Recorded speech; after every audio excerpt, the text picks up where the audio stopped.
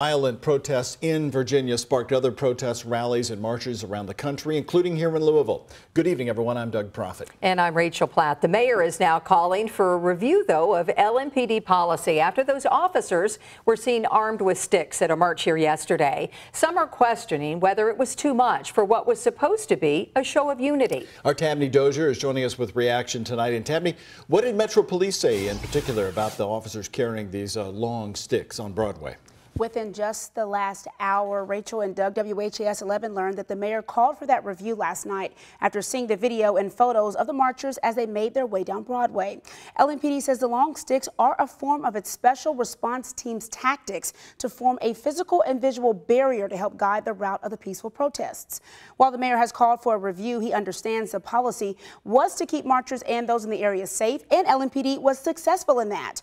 But those questions being raised by many, including Kentucky lawmakers like Representative Attica Scott, who was there, he says they cannot be ignored. But really, the sticks were not necessary, really. Well, they weren't, they weren't. So we didn't do anything that would have warranted that kind of violent response. Here's video from Kentucky State Representative Attica Scott, along with hundreds marching through downtown Louisville Sunday, showing that they stand with those in Charlottesville, Virginia, who are against racial and social injustice. We have to stick together. It was as we were moving east. So when we were bringing our protests to the east end, that's when things became unacceptable. Representative Scott covers District 41, which was along the route. She says LMPD got it all wrong using some of the special response team tactics, including these long sticks. The department says it coordinated with Black Lives Matter Louisville regarding the route and expected the march to end at 26th Street, but it continued for about 40 blocks. Police say as the crowd left 32nd Street heading east, some protesters were not walking in the cleared eastbound lanes of traffic, but were instead crossing into westbound lanes, which raised safety risks for both drivers and protesters. The Fraternal Order of Police says the officers' methods are standard and needed for the ever-changing ways of a march like this one. There are only so many officers there,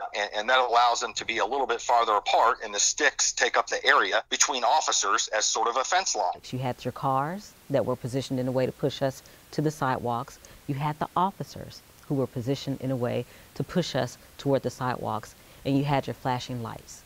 So at no point in time did you need to bring out the sticks. Or something horrible like what happened in Charlottesville with that vehicle running into the crowd would have happened. I'm sure that people would have wished that we had been there. Too harsh and stoic, or being prepared for the unknown? When it comes to freedom of speech, there are multiple sides to consider. LMPD says no one was hurt or arrested at this rally.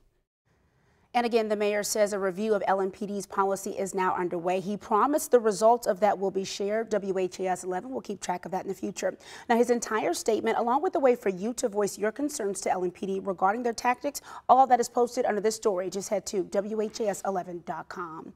I'm Tabney Dozier, WHAS 11 News. All right, Tabney, thank you. Black Lives Matter Louisville, which helped organize Sunday's peaceful protest, says it was not contacted by LMPD to request an escort, traffic control, nor did the city reach out saying a permit was needed.